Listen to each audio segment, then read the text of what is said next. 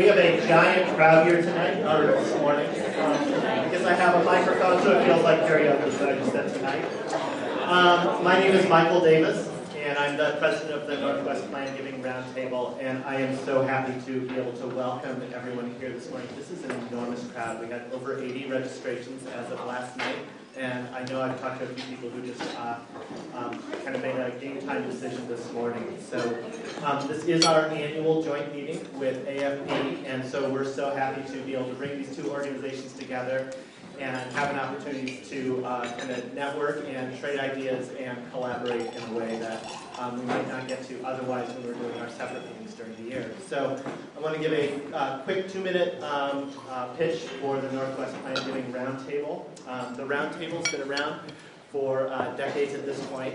This month is an exciting month for us. Every March we co-sponsor we sponsor a supplement in the Portland Business Journal. It is actually being printed today, so we don't have copies to share with you this morning.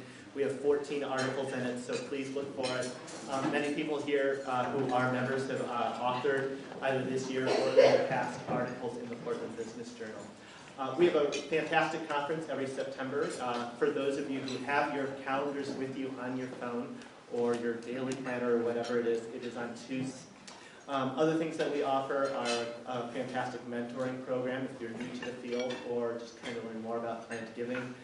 We have a PG 101 series that takes place, I'm going to say, every other monthly-ish down at the U.S. Bank building. And if you're a member of the Roundtable, that is free to you.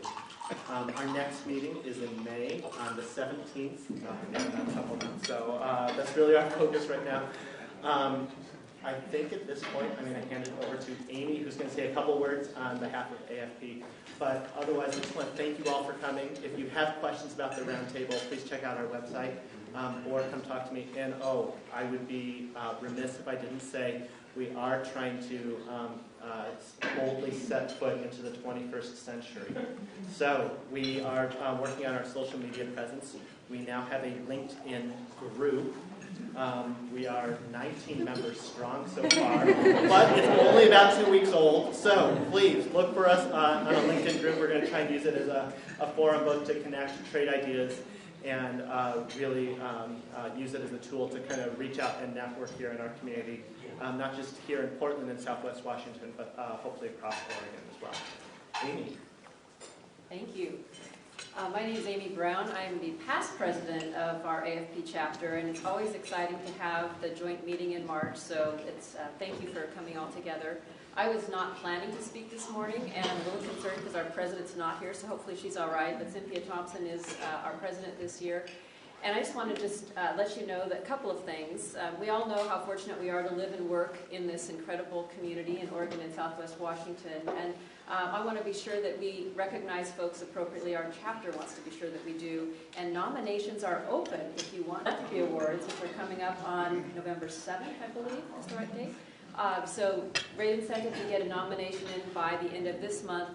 They're officially due by the end, or by mid-April, by April 15th. But just really encourage you to submit a nomination so that we can acknowledge and recognize our incredible philanthropists in the region here.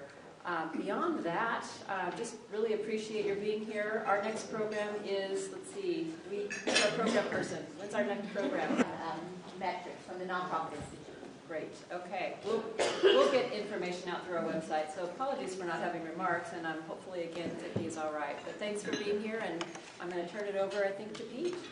I'm good. I'm going to introduce thank you so much for being here today. This is a great crowd, and we all know why it's a great crowd, because Pete's speaking. And everyone, so many people have come up to him and said hello, good morning. We had a little bit of an IT mishap this morning, and he was so gracious, so I have to start his bio with that. Thank you, Pete. Pete Sommerfeld joined the gift planning team at OHSU Foundation in October 1996. In December of 2010, he was named the Foundation's first Senior Philanthropic Advisor, having previously served as its Senior Director of Gift Planning. In total, he has nearly 30 years of experience in the field. During his tenure with the OHSU Foundation, he has collaborated with donors and their advisors to design and close a variety of gifts in support of all aspects of OHSU's mission. Pete came to OHSU Foundation from United Cerebral Palsy of Oregon and Southwest Washington, where he served as the Director of Gift Planning. He began his development career at the same organization as Special Projects Director. His professional background also includes experience in the corporate office table and holds membership in the National Association of Charitable Gift Planners and its Leadership Institute. In 2015, Pete received the Distinguished Service Award from the Northwest Plan-Giving Roundtable in recognition of his contributions to the organization. In 2001, he earned designation as a certified specialist in plan giving from the American Institute of Philanthropic Studies at California State University, Long Beach. Welcome, help me welcome Pete. Well, thank you. It's great to be here. Things that were mentioned in my introduction that I thought I should draw attention to. First, Michael mentioned my height, as if you couldn't see it yourself. I want you to know I'm really not that tall. I am 5'19". Several years ago, I was speaking on a college campus, and a guy came up to me. He says, "Go on, you're at least 6 feet tall." And I said, "You're a math major, right?" Yeah. And then Allie mentioned that I've got 30 years, almost 30 years in this business. I want you to know I'm actually the Doogie Howser of gift planning. If you are old enough to understand that reference.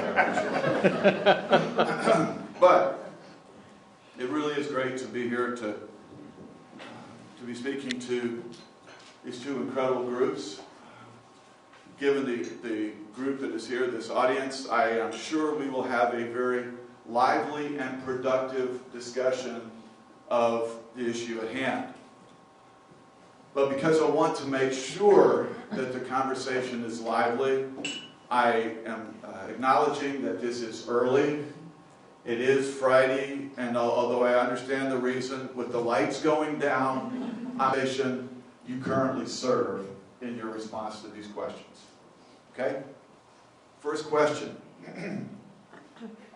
All y'all who are in a campaign right now, who are recovering from a recent campaign, sit down. We're not done. We're not done. All y'all who are preparing for your next campaign, sit down. All right, the 5 of you who are still standing, I have this to say. Trust me, very soon you will be. Okay. Thank you. Sit down. Or should be. Or should be. Okay. So, with that as a background, I'd like to share what you can expect from this presentation. What you can expect is a rationale of why you should include planned gifts in your campaign. You will also have a discussion of different ways that you can include planned gifts in your campaign. What you can not expect is a definitive answer as to how individuals' wisdom. Having said that, let's dive in. Should planned gifts be included in a campaign? Short answer, yes. If I may, and not offend anyone, I would ask, why not? Now, just to assure you that this presentation will not just be a collection of short yet witty answers, there is more substance to that. Why do you include planned gifts in the campaign? Because it opens a broader conversation. If you're willing to talk to folks about more than an outright gift, you are broadening the discussion, and you can have that trifold ask of annual gift, special gift, and ultimate gift with virtually every one of your donors. Secondly, you're going to include a larger audience. Again, as I said, if you're going to talk to somebody about something just beyond an outright gift, you've opened the conversation to the whole field of partners. Folks who would not necessarily show up in your research as potential major donors will. I have always said that virtually everyone has a chance to be, the likelihood of blended gifts. If you are willing to look at a combination of liquid and illiquid assets or different types of gift plans, you are increasing the possibility of having a blended gift, which by its very nature will increase the potential dollars that your ask will produce. And lastly, if I may, please understand and remember, deferred gifts are not a consolation prize. In many cases, give. Okay, so the next question that follows is, how should planned gifts be included in a campaign? And I have frequently said, everywhere but in capital projects where you need cash to deal with the bills related to bricks and mortar.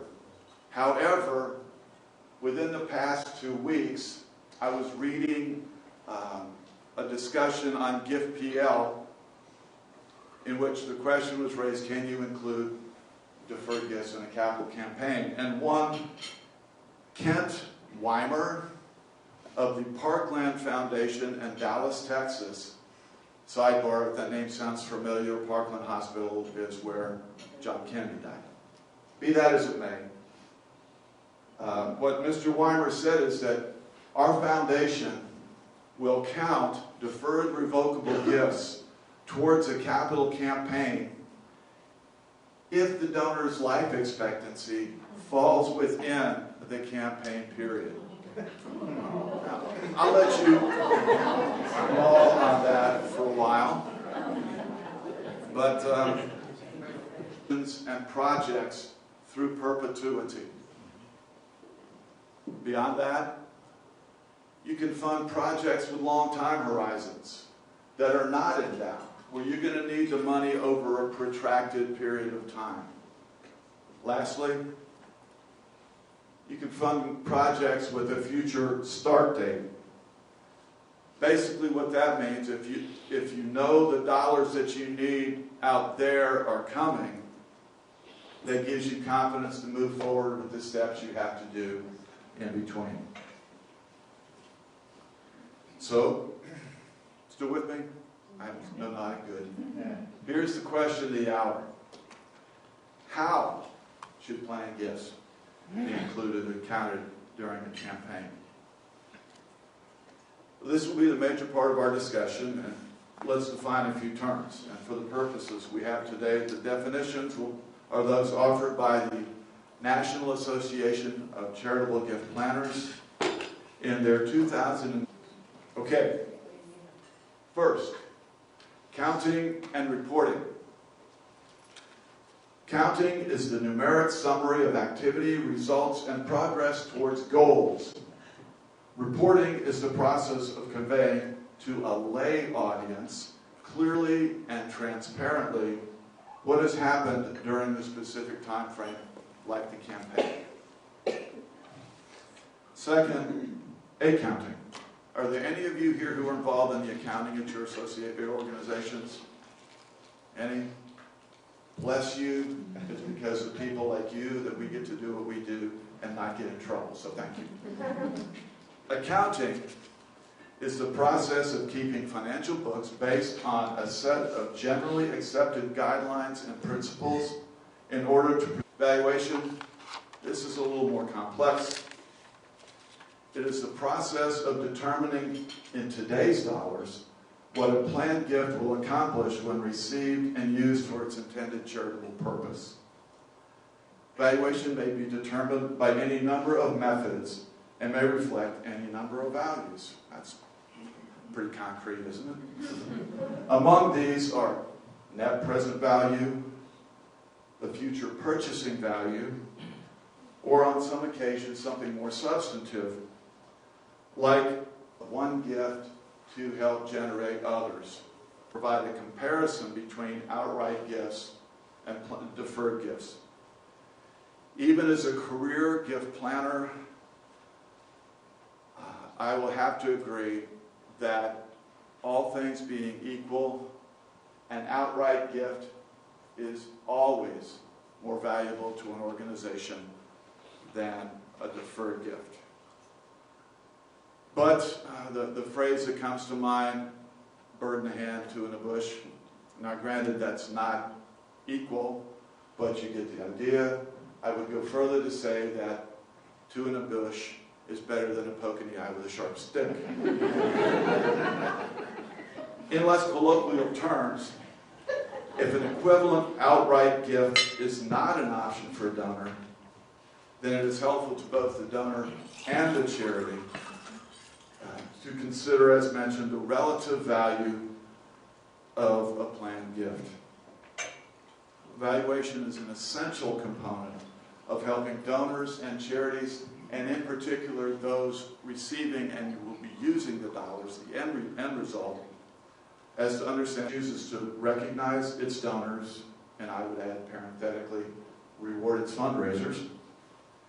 It is up to every institution, each individual institution, to set down its standards and requirements for documenting commitments. Further, an institution may use any of those things we talked about as valuation as a way of recognizing their donors. Your donor laws, are they $1,000, $1 million, those kinds of things. Going from there are frequently used counting methods. Organizations have developed their own over the years. Each of them have their advantages and disadvantages, their pluses, whatever size, age of donor. Now, the great advantage to that is you're going to come up with the biggest number you possibly can if every gift is counted at face value. Downside is, more of that idea is that they will set limits, either in number, value, or percentage of dollars of planned gifts in a campaign. 20%, 30%, whatever can be deferred. Another way of dealing with that is to set minimum ages that donors must be in order for their gift to be counted as a full face value gift. My alma mater, the University of North Carolina, says it's 50, which is rather liberal, I think. It was 65. If you were 65 or became 65, turned 65 during the campaign period. Okay? Well, that brings up another question, is what do you do for those who don't reach the minimum age? How do you discount the value of that person's gift? What's used many times is net present value, but that's also up for debate by all who do this. Last thing that is part of this is what sort of levels of documentation do you require from a donor who is telling you they're making, in particular, a deferred revocable gift commitment? The easiest, the least intrusive, and the least reliable is verbal commitment. Yeah, I'm leaving $500,000 to you in my will. Great. Now you can go beyond that and say maybe, and say, okay, if you send me an email, I'll take that as documentation because at least it's in writing, even if it's electronically stored. Or what the OHSU found, where basically they said, I'm leaving this amount to you to do this, and they sign it and date it. There are those who would also say, we would like to see, they would request or require a copy of the wording in the testamentary document, the will of the trust, that deals with the gift to the organization. And then the last thing is that there are some organizations that even request access to bank and portfolio statements. I would draw your attention back to what happened to St. Mary's in Moraga, California in 2004, when they were promised $125 million, started building a building, extended $25 million of their own dollars, at which time the donor said, sorry, I got nothing. So dollars were not just lost, jobs were lost over that. And we can also point to a situation that happened much closer to home more recently, but at least at Portland State, nobody broke ground on anything before they found out that the gift had no merit. So, clearly, Michael, I'm sorry, don't take that personally. See, you all avoided it, Michael, so you're okay. So clearly, there is not a universally accepted and practiced methodology across the not-for-profit world. And given the lack of clarity, our national organization, which was then known as the Partnership for Philanthropic Planning, launched a study with goals of providing. They were first presented by the national organization in 2005.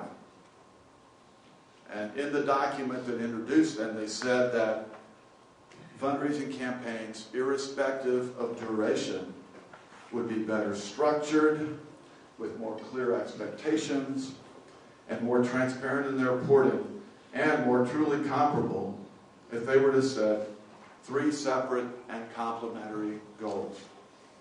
Does that sound familiar to any of you all in the room? Useful for an institution's purposes during the campaign period.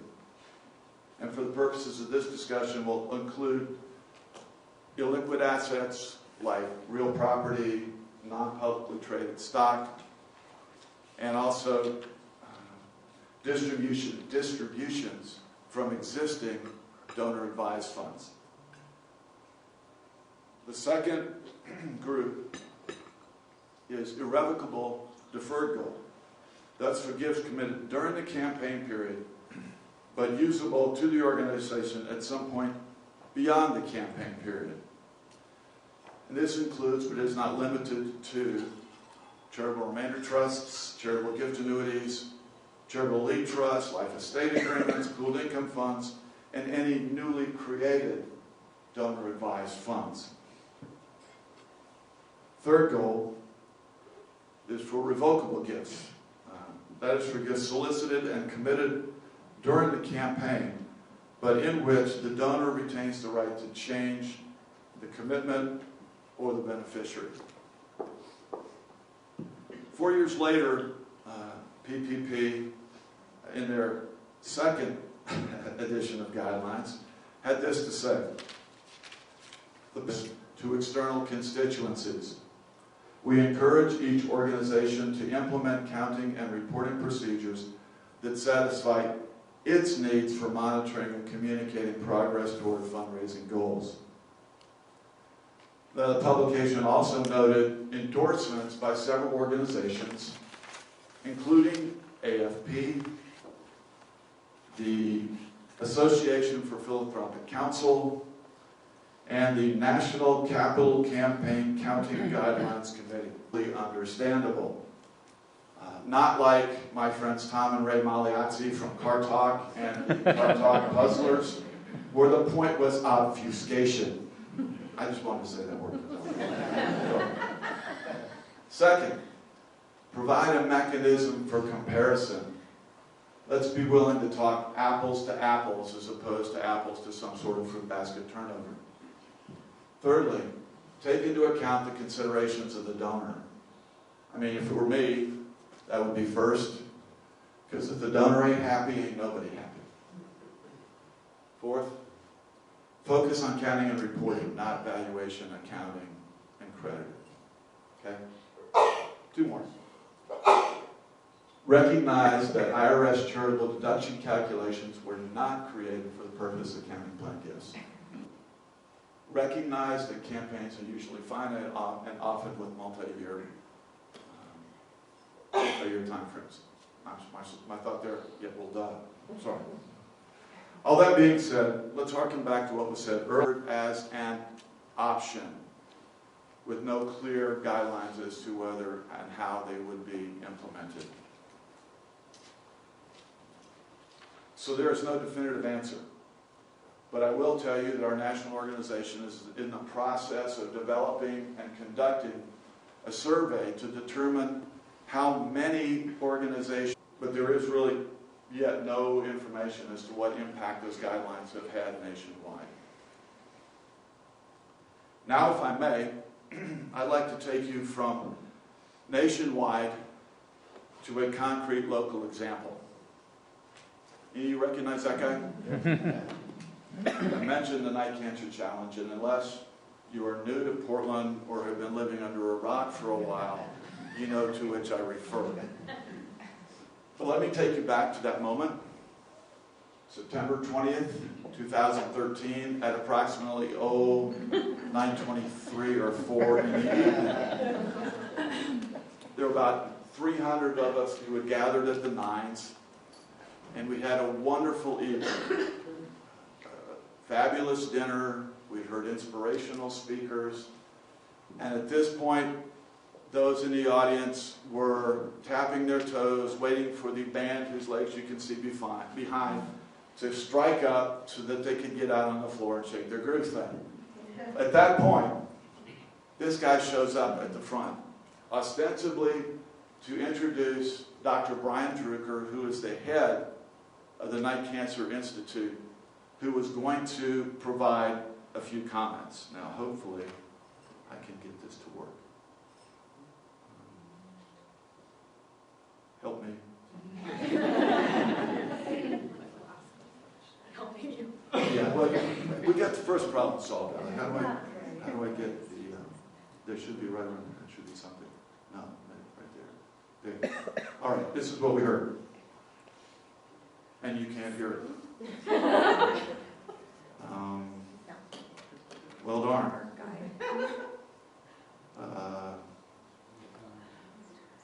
Trust me, it's very inspirational. Is it playing? Yeah, I think it is, but Anyway, this is when Phil and I basically told years. He then said, if the campaign raises $499 million, we are released from our commitment. And then he said, if it raises $500 million or $10 billion, our gift is still $500 million.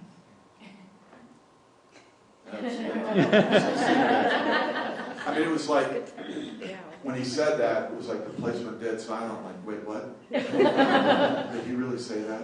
And then, as you see, it went up for grabs. Let me thank you, Phil. In a moment now, we'll get to the end, and we will come to the point. Wow. So anybody read Shoe Dog? Speaking of Phil Knight. All right, so the last thing Phil Knight said to us was this. Is there a higher calling than curing cancer? Now, given the makeup of this room, I'm sure we could have a very lively, maybe even heated discussion as to the merits of this assertion. But what you need to know is that is what stuck in our minds through the entire campaign. It's not the dollars raised, but it's what those dollars raised can accomplish if we hit some dollar goal. I mean, that's our goal. Now, granted, in the challenge, everybody wanted to hit the goal because that meant that their dollar turned into $2, and $500,000 turned into $1 billion. But the question is, what are those dollars going to represent? And that's what drove us. A case study of the Night Cancer Challenge. Goal, raise $500 million in 2 years. Spoiler alert, We met the goal. Not only did we meet the goal, but we exceeded the goal in less than 2 years, for which we were pretty stinking excited. Now, having said that, let me inject a thought here. I am not setting up the Night Cancer Challenge as the prototype of a successful campaign and how to count planned gifts.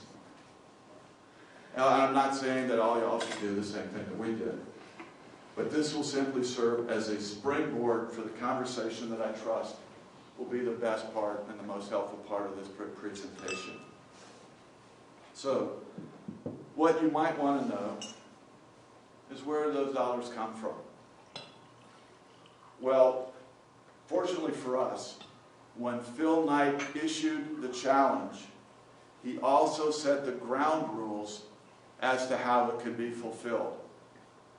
He said to us that those dollars could come from foundations, could come from corporations, they could come from individual donors, and as he looked directly at Governor John Kitzhaber, the state of Oregon.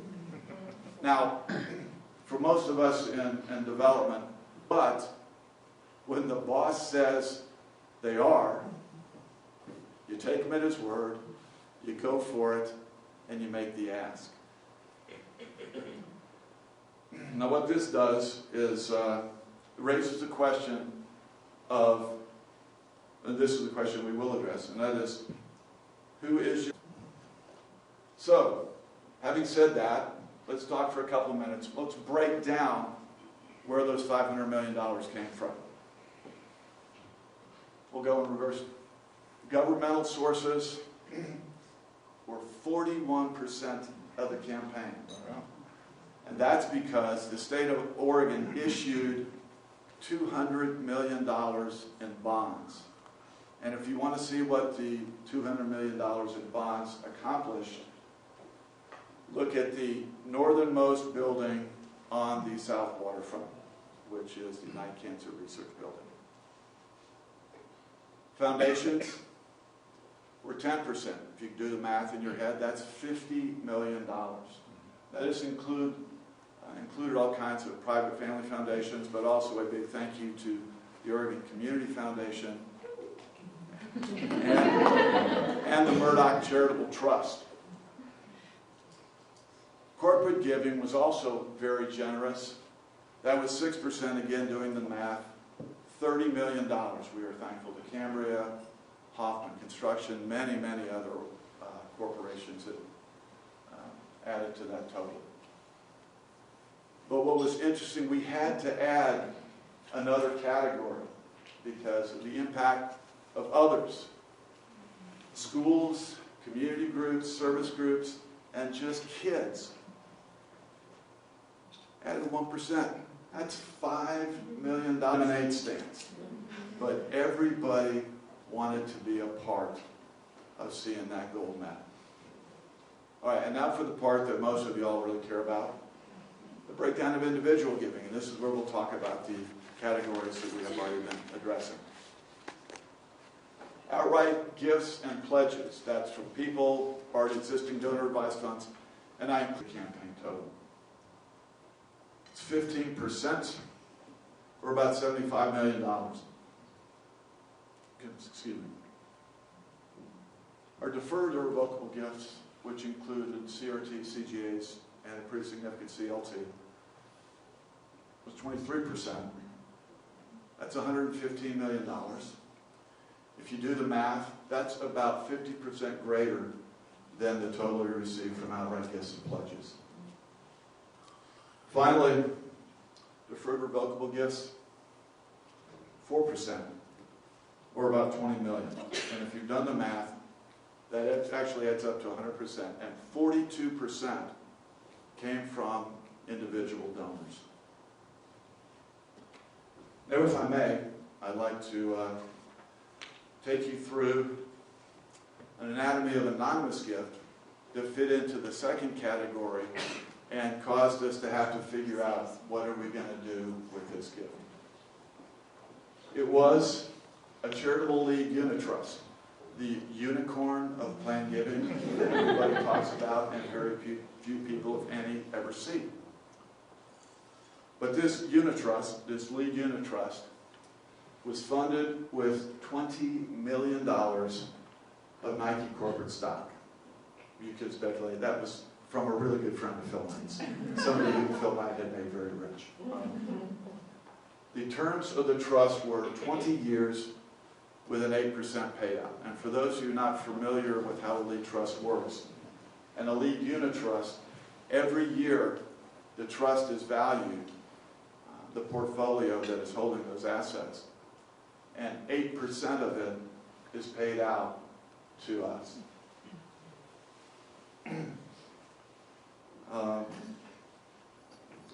So how do we count that? $28 million. Now, only half of that was to go to the challenge. The other half went to support a department where the donor had received care for years.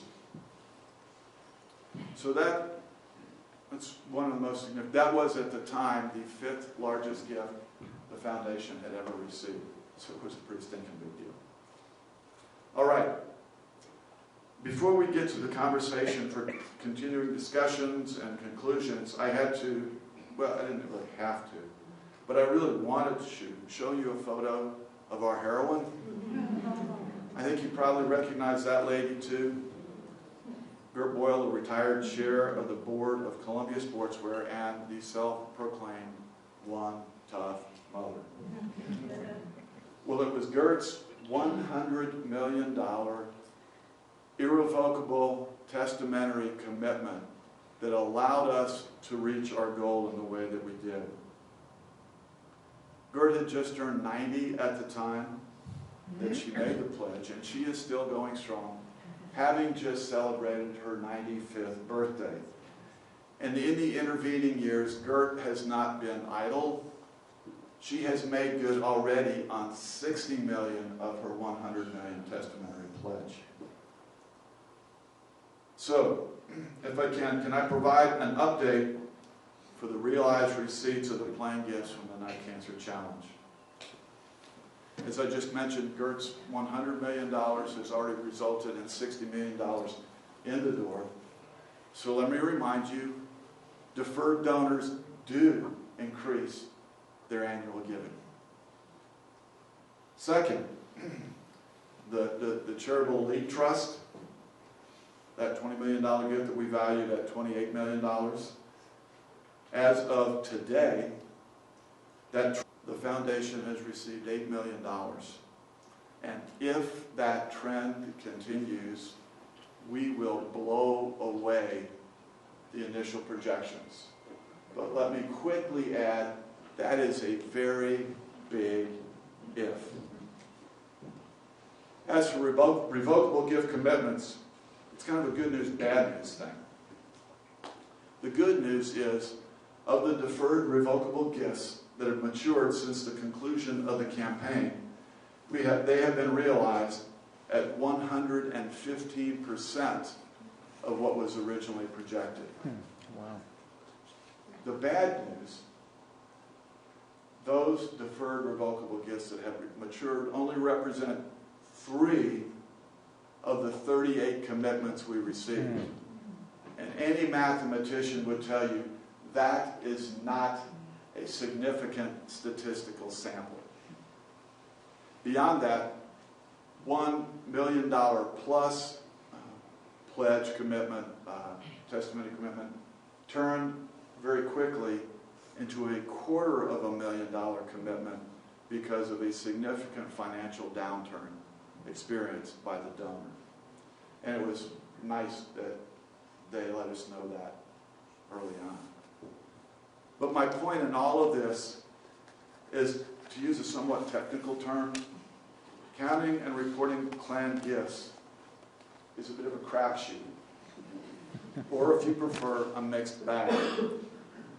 Moreover, there is no universal agreement as to the best and proper way of doing that. Predictive models are just that. They are models, not guarantees. Now, certainly you can design a modicum of surety into your projections, but there will always... Pete, can I ask her a quick question? You certainly may. You said that her gift was irrevocable testamentary gift, is Yes. that right? Yes. So how did you document it, and at what point did she deduct that? I can tell you the first thing is we've got the copy of that gift, of the language of that gift, and my understanding, not being an attorney, and I don't play one on television, when she could deduct that is like any other pledge when she makes it. So she's been able to deduct $60 million to this point, and whatever is left at the end of her life will be deducted from her estate. So, other questions before we get into the questions I have for you? Rick? I actually have two. One, what were you doing organization and fundraising prior to the challenge in dollar terms? And two, how did you, as an organization, staff up to the immediate moment of this challenge, or did you not? You just stayed with the same people? Okay. Can you remind her this is being recorded and transmitted, so you need to repeat the question? All right, yeah. Actually, Rick, what, Pete, yeah. say again? Yeah, go ahead. Would you repeat that, Rick? I have two questions. The first one, what was the organization doing on an annual basis in raising money prior to the moment of the challenge? And then the second question is, after that moment when Bill Knight made the challenge, how did the organization respond in terms of internal staffing to deal with the immense, and I'm assuming it was on multiple. And two of those times included $100 million gifts from Phil Knight. One to establish the Knight Cancer Institute, the other to establish the Knight Cardiovascular Medicine Institute. So it's not like we had a track record that would give us a whole lot of confidence that we could do this. The first thing, I guess, the best way to describe it is that for those 2 years, all of us became cancer fundraisers. So I don't know, we may have added, and Lori, we didn't add that many folks. No, responsibility shuffled, but we did create a major and special gifts team to take care of kind of the mid-level and major donor prospects, so more folks could be focused on principal gifts. So if you didn't hear that, and for those for the recording, we didn't add a lot of stuff, but we reshuffled the deck, and we created a major and special gifts team, which would be responsible for dealing with mid-level, major special gifts and donors in that. I would, let me add, this is not part of your question, but I would add that you would think that there were a lot of people on the Hill who were pretty upset that their fundraisers were now spending all their time in cancer fundraising.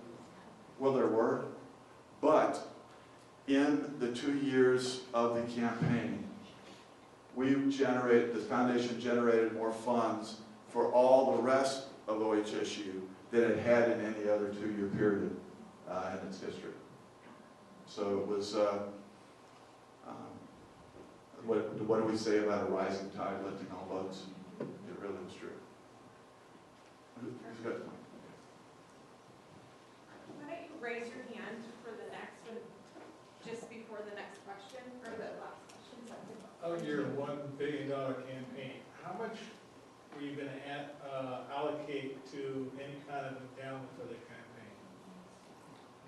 Well, I can't give you an exact figure, but Brian Drucker would promise that they would not have to, that generating their own grants would not be a major part of their funding, that the funding would come from OHSU.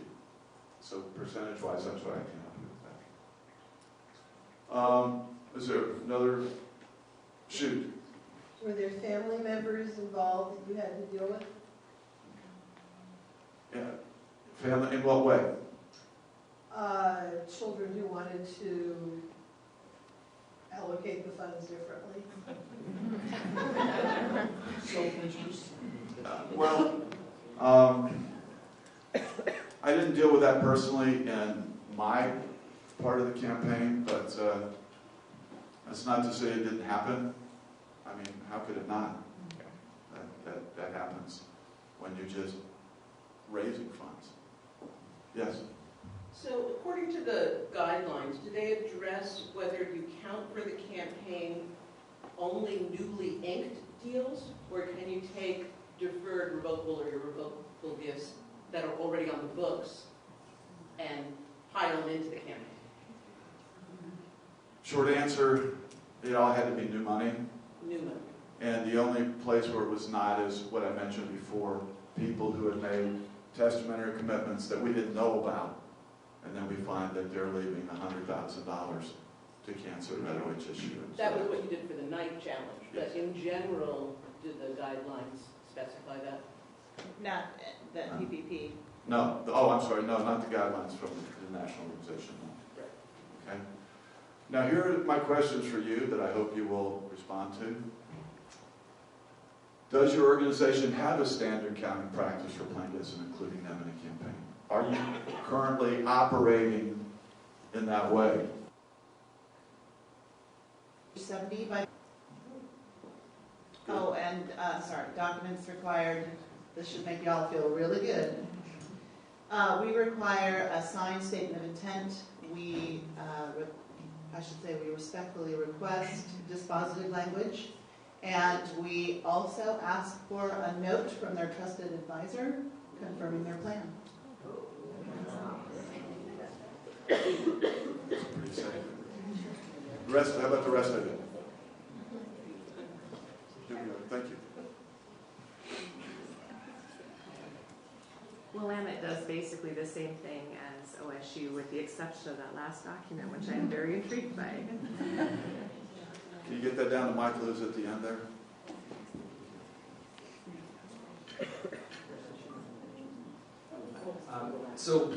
Externally for the donor, it's always face value, but internally, there's the minimum age requirement. So any gift that's made within the campaign, if the person will turn 65 or older, will be counted. But we do use present value calculations that PG Cal puts together for us. Revocable or irrevocable, and documentation similar to everybody else. But if someone wrote us either a letter or an email that stated specifically how they wanted their gift to be used and the dollar amounts, percentage of their estate that we're going to get, we can count that. Okay. Thanks. Anybody else? Bueller? Anyone? All right. Well, here, is there another? All right, then I have another question for you. Has today's presentation given you pause as to the advisability of continuing to practice your...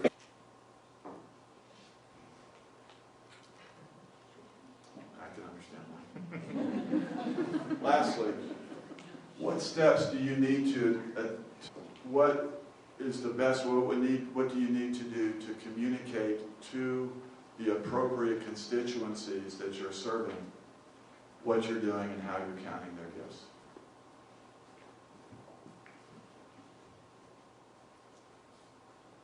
Come on, this is a really smart room.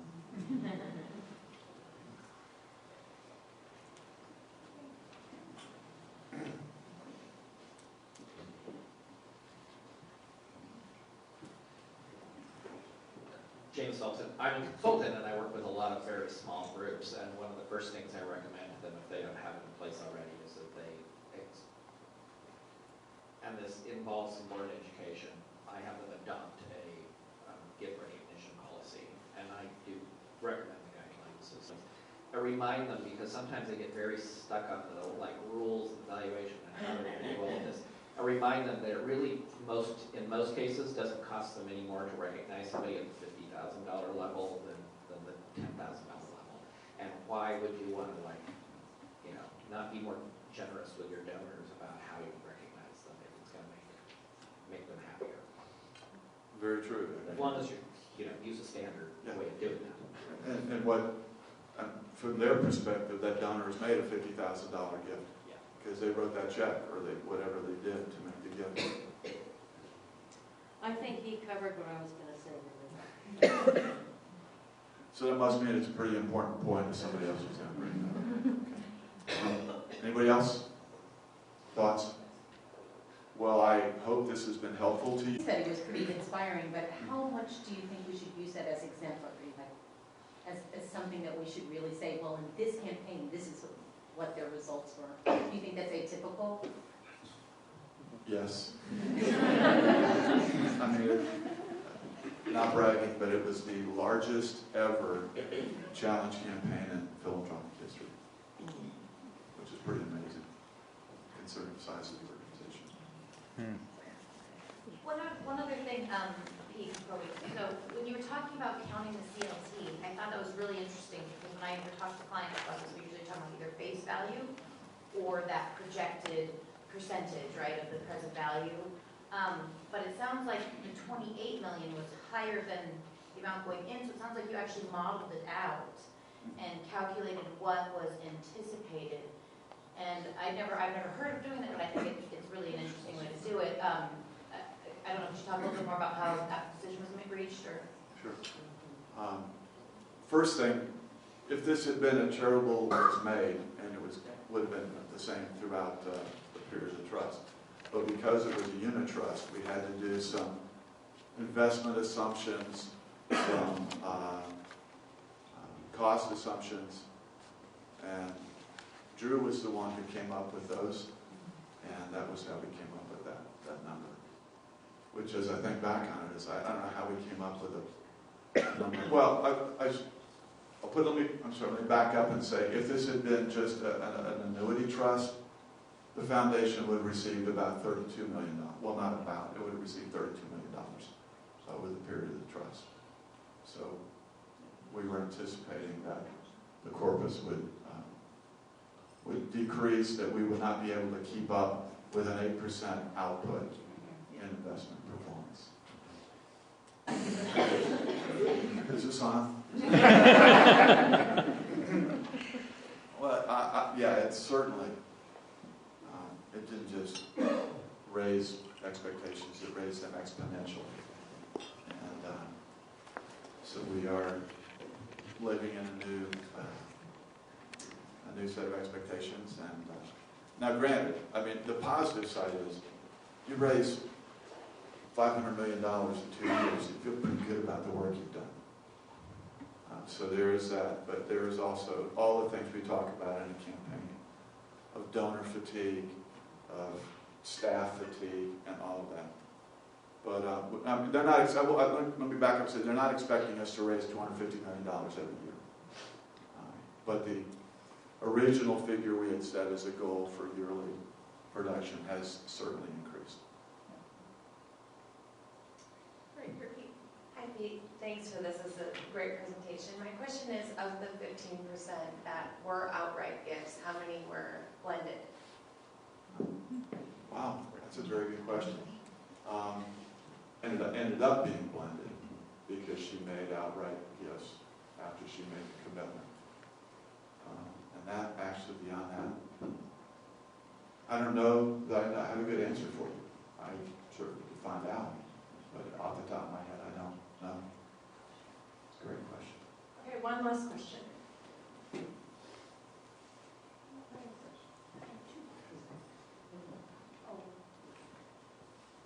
This kind of goes back to the beginning of your presentation when you were talking about the standards on giving. And when you were talking about things that were counted in the initial bucket, I was surprised that privately held stock, not publicly traded stock, was included in that. Is there a condition that would... We did not have any during that campaign, but we did receive recently a gift of privately held stock. And it was one of those things, kind of like when Standard was sold, where they made a gift of the stock in anticipation of it being sold. They didn't buy back. I mean, there was no promise of buyback, but there was a very great possibility that it was going to be purchased by another entity. In the standards, do you know how that's fleshed out? I was surprised. I thought that would be in a deferred gift. Well, that was not part of the standards. That was my addition. So, sorry if that was confusing. All right, so thank you for your questions. Thank you for your time. And it is, as I would say, I hope that this has been helpful and that it will stimulate conversations within your organization to help you clarify how you all are going to do these things moving forward. If you have additional questions, I have my email and my phone number. Would be happy to discuss anything that you want to think about, and I will be happy to do some research and see what we've got for those monthly gifts. Thank you all very much.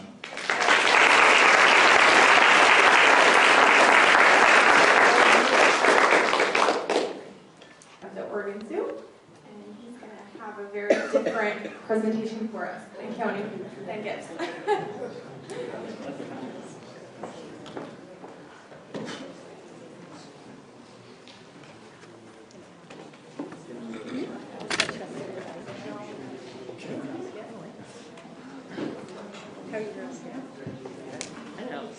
For those of you who want another meeting in this room at some point, we're also working professionally up here to get sound back. Sorry. It's on a sea turtle wrist wrap thumb drive, so turtles are slow. And we want to thank the zoo for partnering with us. This has been a really fun location, and all about their mission and how important they are to our community, for our kids, and just really grateful to be here, Julie.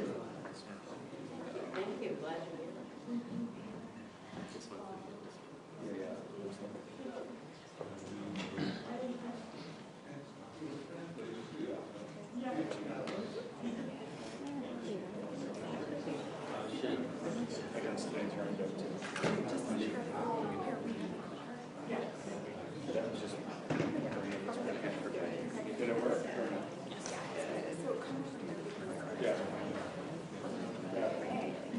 Well, hi everybody. Thanks for being here. I know that some of you have to leave, and I'm not offended by that.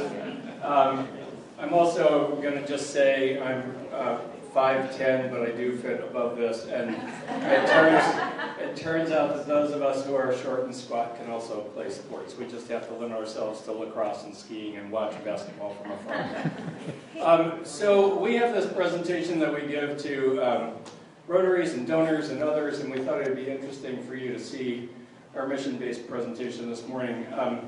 The title was developed by our creative team, which is really, really good. We have over 1 million followers on Facebook. So when Rotary sees that I'm going to talk about bullets and treadmills and bananas, they kind of question it. We know that there are growing numbers of endangered species.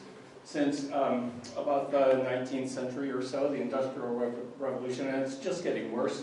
There are over 90,000 species now listed on the World Conservation Union Red Book. Zoos, Association of Zoos and Aquariums accredited zoos. Of the 2,800 businesses, which includes a woman with tigers and lions out in Beaverton somewhere, licensed by USDA to keep animals in captivity, only 230 of those attain the high bar of AZA accreditation. I was with Smithsonian before I was here, and I served on the AZA Accreditation Commission, and we constantly are raising standards of accreditation just like you would in a university or a hospital setting. And we raise those for animal welfare and conservation purposes. Yes? Is one of those requirements to be nonprofit, or can you be for-profit? No, about 50% of those 230 institutions are government-owned and operated.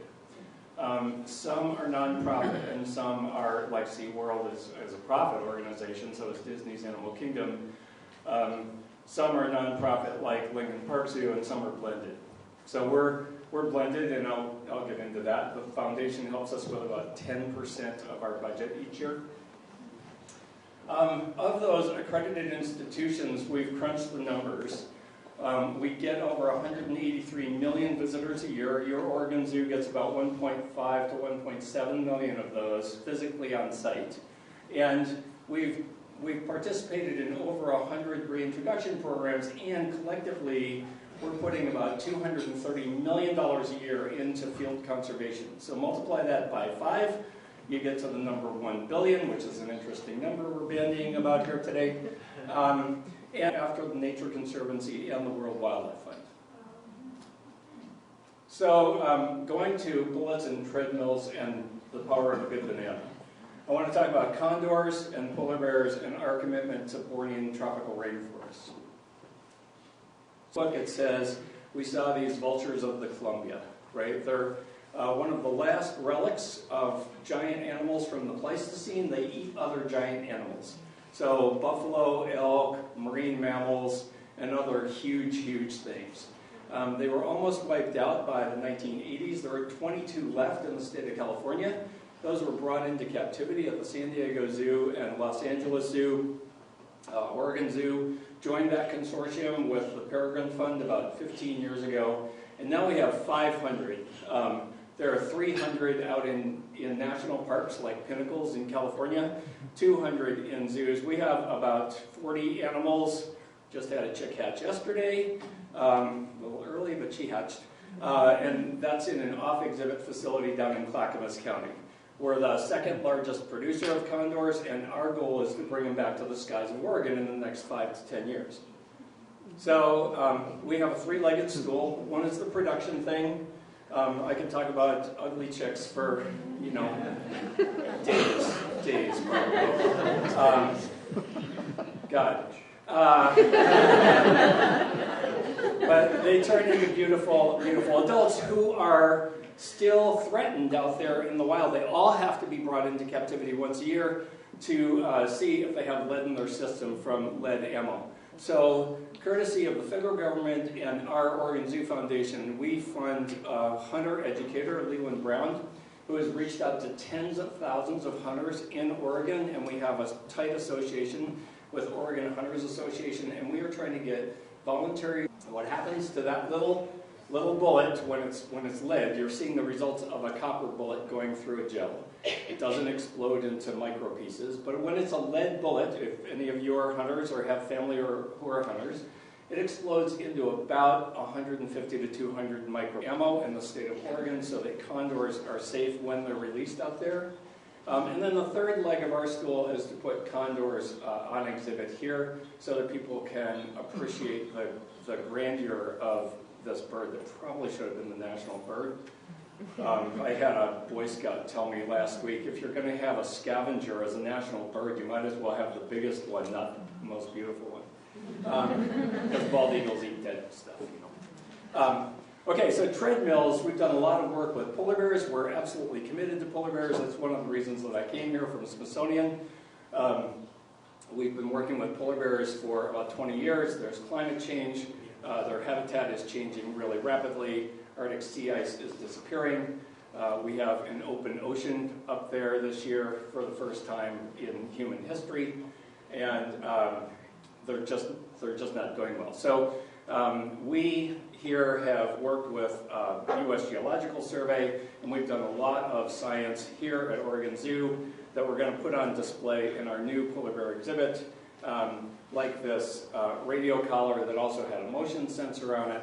And you can't just put a collar like this on a polar bear and then say, bye-bye, see ya, go off into the frozen Arctic Ocean for the rest of the dark, dark winter, and we'll try to collect the data. You have to actually ground truth the data that's coming in from that little computerized box on the radio collar. It goes up to a satellite, and then it comes down to somebody's San Diego Zoo Global, and that person came and watched our polar bears dive and sleep and eat and do all the stuff that they do when the collar's on, and then he can interpret the data that's coming back to his computer. We were also the first zoo in the world to get a voluntary blood draw from polar bears. So my daughters, who are quasi-animal rights activists, were like, yeah, you probably got to tranquilize them for that. No training. There's always somebody at the bitey end of the polar bear feeding it stuff, and you'll see in a minute we are protected. We don't work with live and awake polar bears without protection. So we got the first blood draw from polar bears, and now this system is being used across the world. And if any of you are in the health sciences, you know that it's probably better to get blood from an awake polar bear than from one that's tranquilized, because there can be some chemical anomalies in the tranquilized polar bear, right? So we can compare their bloods to wild bloods. And then we use the treadmill to measure metabolic rate. So if any of you took biology in high school or college, you know that to get metabolic rate, say, from a mouse, you put them into a little box and you measure the air in and the air out. And so USGS was like, hey, if you got voluntary blood draws from your polar bear, can you work with us on metabolic rate so that we understand polar bears' swimming metabolism and also their walking metabolism? Polar bears don't like to swim. And so we said, yeah, sure, we're sure that we can do that. So with the help of the foundation, we built a metabolic chamber for polar bears. So this is the protected box, and the polar bear is behind bulletproof and bomb-proof Lexan, because it's the world's largest carnivore. You don't just go play with them, right? And so, so we were able to measure the air in and air out, and Tasso liked this treadmill so much, and it just so happened that we had a swim flume for polar bears. It was a wave-making machine, and so we created another metabolic chamber over that, and we're going to put all of this on display in the new habitat that we're building. And then the bananas.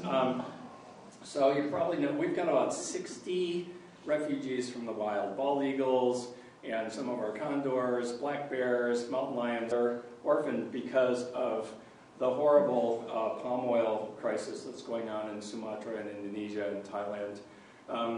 Tropical rainforest that is normal looks like the thing on your left, and the palm oil plantation looks like the thing on the right.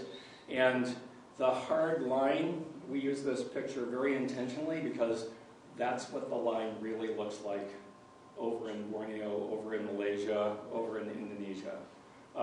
It's a hard line between those palm oil plantations and the national forests. And so animals get in trouble at that zone, the human conflict zone, whether it's elephants, tigers, orangutans, and they come into the palm oil plantation because the palm nuts are so good. That's why we use them in food.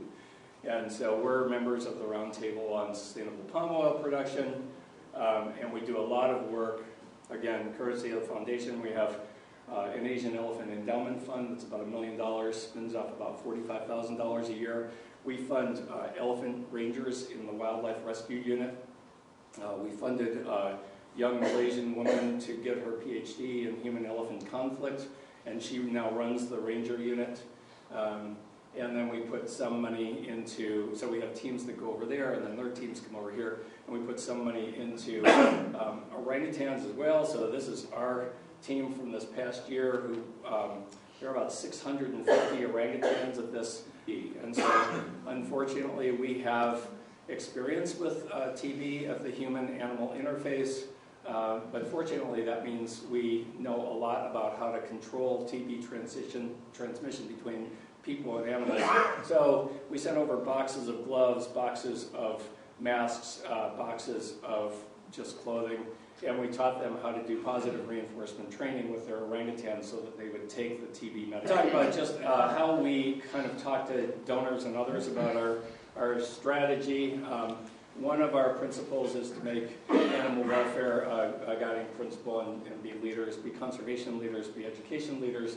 And so we went back and we crunched the numbers over the last 5 years in all 3 of those topics that donors tend to really care about.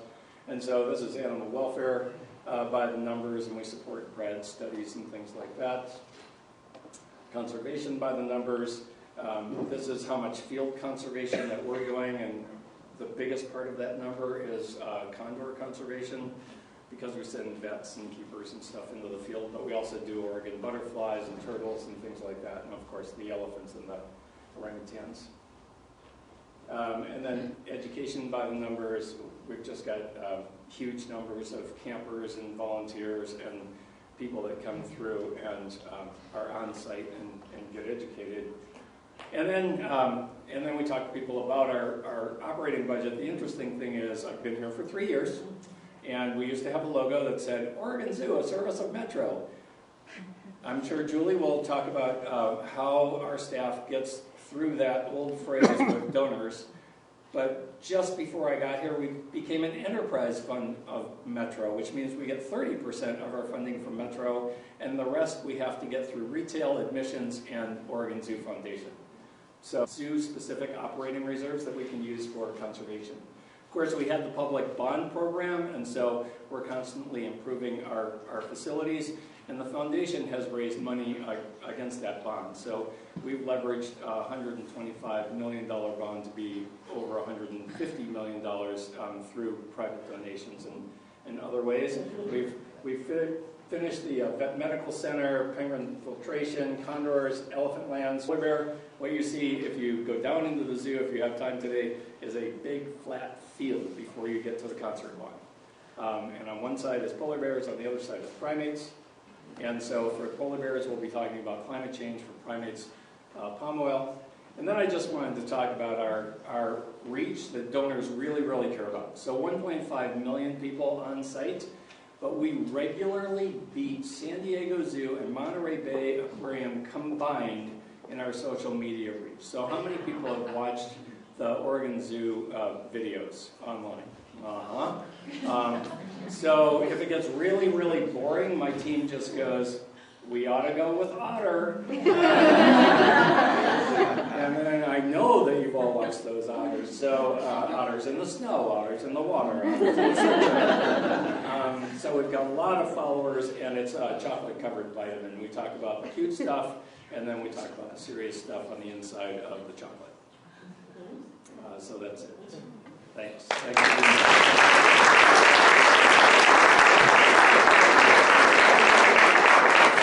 I'm going to turn the mic over to Julie Fitzgerald, our Executive Director of our foundation. There you go. Well, thank you, Don. And I'm Julie Fitzgerald, Executive Director of the Oregon Zoo Foundation. I want to give a shout out to CFRE, and it's a great thing. I've been a member of AFP for a long time. I think this is a great opportunity for you all to learn from one of the great fundraisers in our state, Pete Sommerfeld.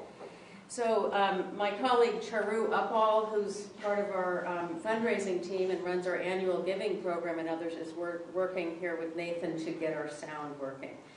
And they're using a little flash drive that the kind you have at the Oregon Zoo is the one they gave us today is a shark. So about in fundraising, it's because we have a passion for it and we really want to do something great for an organization. And so I was at the Nature Conservancy for 6.5 years when I received a call about looking for a leader of the Oregon Zoo Foundation because, as you heard from Dr. Moore, the board wanted to really increase the fundraising results. And being a zoo that started as a private zoo, there was a pharmacist named Knight. He was not related to Phil Knight. But he took some things in trade for his products like bear cubs and so forth, and after a while he had about 300 animals. And that really wasn't something he could afford, but that became the genesis of the Oregon Zoo, and then it became a city zoo, and somewhere along the way the city probably said, we're getting visited by people from all over the state, we need some help with this, and it is now owned by Metro. By the way, our parking lot is still owned by the city of Portland, so if you keep that in mind when you pay for your parking. And the zoo, the reason Don said we have 1.5 million visitors is that is really all that can fit in the parking lot in the zoo, and if weather accommodates and more people can get here around ice and hot weather, we have 1.7 million. But what really attracted me to the Oregon Zoo from the Nature Conservancy is I am really committed to helping wildlife. And I majored in animal science, grew up going to the San Diego, 1.5 million people. And you'll see the Oregon Zoo has worked for a long time to motivate people like all of us to take action on behalf of wildlife. Is that ready to go? We need somebody to sign in. I think that's probably me. Okay. And so what we're doing at the Oregon Zoo, I'm just going to tie in a little bit to what Pete was saying about it, and people have different views of what, and communicate that we are an enterprise fund and the zoo maintains its own reserves, and the Zoo Foundation has the responsibility to, we want to get up to funding 20% of the Oregon Zoo. And we do. Is it ready? Yeah, we can pull it up. Okay. Well, before we start the presentation, which is one of the videos created by the Oregon Zoo, and I really wanted you to see it, I wanted to also introduce some of the Oregon Zoo Foundation staff who are here. Susan Daigle handles our planned giving and individual giving. Thank you, Susan. And Susan and I talk a lot about planned gifts and deferred gifts and how to count them. We are in what I call a special gifts campaign, quasi-capital campaign right now, and we are not counting deferred gifts in that because we want to bring our board and constituency and Metro along, and I want them to see where those dollars will directly be applied. However, we are counting realized bequests that come in, and we are setting a goal of increasing the number of new bequest commitments by a certain percentage, and Susan is doing a great job with that. I also wanted to introduce Karen Link over here, who is in our annual giving department and does a whole lot of things, coordinating with the order, some major gifts. And who else do we have? Anyone else? Sally. Oh, Sally, where are you? Oh, Sally Galler, who just joined us from Lewis and Clark, and Sally is a wonderful Razor's Edge expert. I also wanted to introduce Rick Zuro, who worked with us over the last year. And so at this point, let me just say that we're having a great time here raising money. We're significantly increasing what we're doing, and we're positioning ourselves to do what I hope can be a much larger campaign in the next few years. So, serve these great purposes for our state for a long time, and I want to thank my team. Thank you.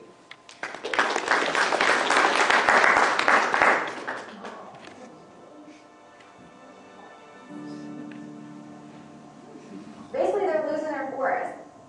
They have habitat destruction all over the islands. They have no place to go.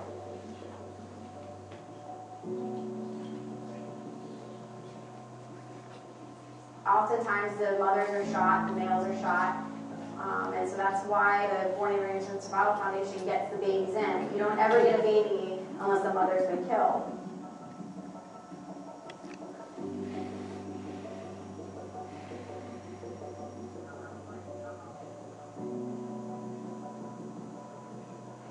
Their whole goal is to release them back to the wild, but some of them, unfortunately, for usually medical reasons or depending on where they came from, can't be released.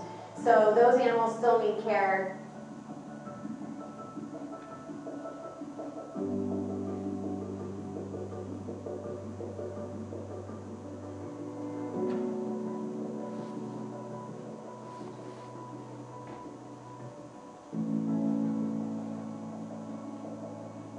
Not had any prior training experience, so our idea was to go in and train a few animals specifically and then transfer those on to the keeper staff and the vet staff there. We did injection training, which was incredibly helpful for them. It's a lot less stressful, you can use less medication, and it just is better for everybody all around.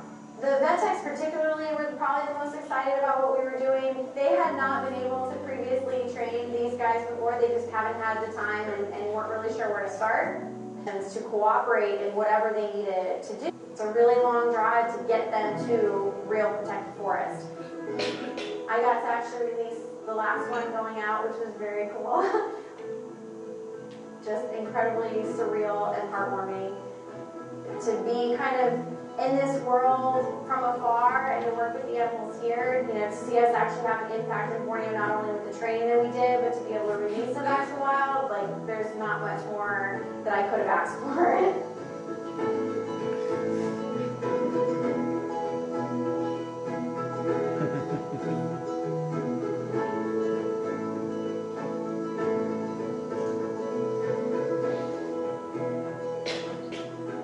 Okay, well, I think that's it, and that gives you an idea of two of the amazing people who work at the Oregon Zoo who are doing some great things for conservation. And thanks to everybody who goes to the zoo and helps with these things, because you're helping us make a big difference. And I hope you can get out of the dark room and enjoy the zoo a little bit. Thank you very much.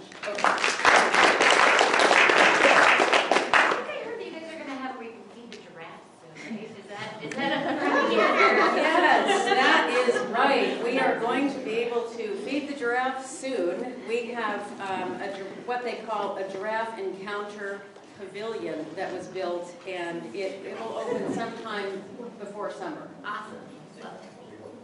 Any other questions? All right. Thanks very much. Have a great day. Yes.